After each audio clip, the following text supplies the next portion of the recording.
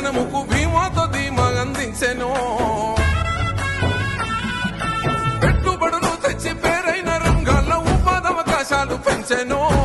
ఏడాది పాలనకే వేల ఉద్యోగాల ఆశలకే ఊపిరోసెను.